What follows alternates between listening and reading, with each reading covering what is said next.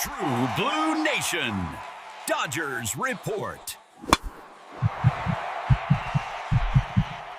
Hello, Blue Crew, and a very warm welcome back to True Blue Nation, Dodgers Report, your channel for exclusive news and analysis on our beloved Los Angeles Dodgers. I'm your host, and it's an honor to be here with you again to dive deep into the strategies, moves that could define our season. Before we dissect today's breaking news, a quick and important message. If you are a passionate fan who wants to stay ahead of the curve with detailed analysis and insights you won't find anywhere else, then do yourself a favor and hit that subscribe button right now.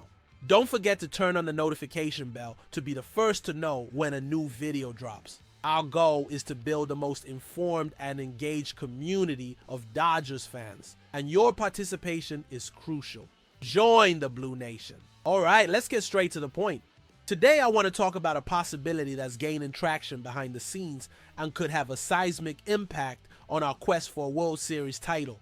The conversation revolves around a piece many of us hold a special affection for, but who, in the ruthless chess game of baseball, could become the key to a critical upgrade. I'm talking about Dustin May and a potential trade that would send him to a struggling team in exchange for an all-star caliber outfielder.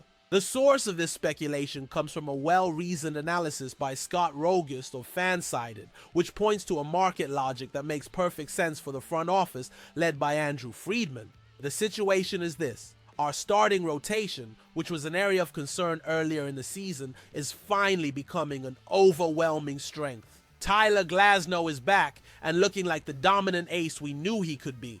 Blake Snell is on the comeback trail, and we all know what a two-time Cy Young Award winner can do in a playoff race. Shohei Ohtani, even while focused on hitting this year, brings a force and a winning mentality that elevates the entire roster, and we know his future return to the mound adds another layer of optimism. With this depth, a strategic question arises. Where does Dustin May fit in?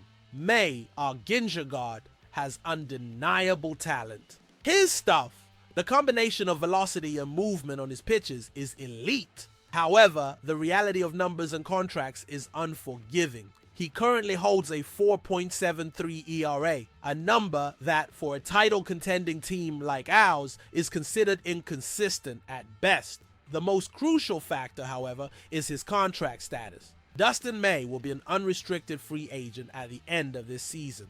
This places him squarely in the rental player category. For our front office, this means we have a few months of control over a valuable asset who could walk away for nothing in the winter.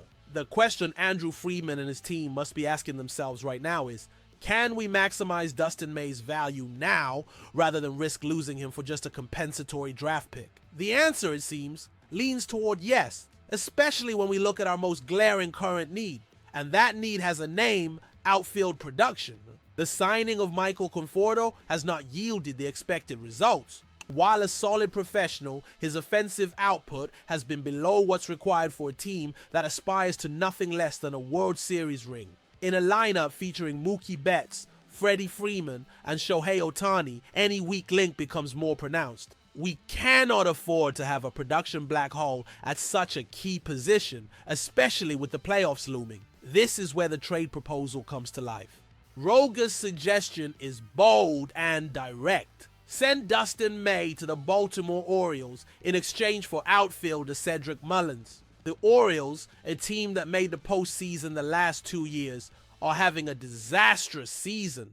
They are far out of a wild card spot and realistically should be entering sell mode at the trade deadline. For a team in that position, holding on to players on expiring contracts like Mullins makes no strategic sense. It's far smarter to trade them for pieces that can help in the future or even as a low-risk gamble in the present.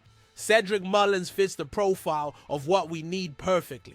Let's get into the weeds of this proposal, because it's more complex than a simple one-for-one swap. Cedric Mullins, like May, is also set to be a free agent at the end of the season. At first glance, a rental-for-rental trade seems balanced. However, we need to understand who Cedric Mullins is beyond his current numbers. Yes, he's having a tough year at the plate with a slash line of .1014 AVG, .294 OBP, and .398 SLG. Those numbers in isolation are uninspiring, But we are talking about a player who, in 2021, was an all-star, a member of the 30-30 club, 30 home runs and 30 stolen bases, and a Silver Slugger winner. His ceiling is immense. He provides elite defense in center field, which would be an instant upgrade for us and game-changing speed on the base paths. The question our front office would ask is Mullins' production slump a permanent trend or a down phase that can be corrected with a change of scenery and access to our renowned hitting coach staff? I would bet on the latter. Often, a talented player on a team with no aspirations can lose motivation. Putting him in the high-octane environment of Los Angeles in a pennant race could reignite the flame of that all-star caliber player. Even in his down year, he already has 13 home runs, which shows the power is still there. He would undoubtedly be an upgrade over Conforto. Now let's look at it from the Orioles' perspective. Why would they make this trade? Swapping an outfielder for a pitcher, both on expiring deals, might not seem advantageous. This is where Rogus' analysis hits the nail on the head. The Dodgers would have to include more than just Dustin May. The fan-sided piece is clear. For the Orioles, it would make sense to ask for more in return for Mullins. Getting some controllable assets would make sense. Controllable assets is the key phrase here. This means prospects. Baltimore wouldn't make a lateral move. They would rightfully demand 1 or 2 young players from our farm system, athletes they would have under contractual control for several years. This could mean a hard-throwing arm from the minor leagues or a position player with upside. For us fans, the idea of giving up prospects is always painful. But this is the reality of a team in World Series or bust mode. You have to trade potential future value for present certainty. The depth of our farm system, one of the best in the league, was built for moments exactly like this, to give us the firepower needed to make impact acquisitions without completely gutting the system. The trade, therefore, would likely shape up as follows. The Dodgers receive Cedric Mullins, a high upside solution for the outfield for the rest of the season. The Orioles receive Dustin May, a high caliber arm they can audition for the next few months and perhaps try to re-sign. And more importantly, they receive prospects who will help them rebuild or retool for the future. It's a trade that addresses the Dodgers' biggest need, outfield, by using their biggest surplus, starting pitchers, and the power of their farm system. The bottom line is, the logic behind this trade is sound.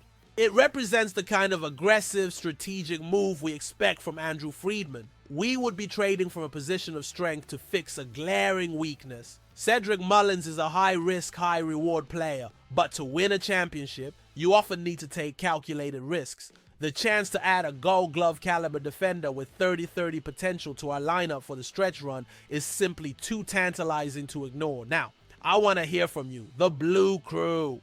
What are your thoughts on this move? Is trading Dustin May, a player we've watched grow up, and adding prospects to acquire Cedric Mullins as a 3-month rental the right play? Or do you believe the front office should pursue other options or trust the guys we already have on the roster? Leave your opinions, your analysis, and even your own trade proposals in the comments below.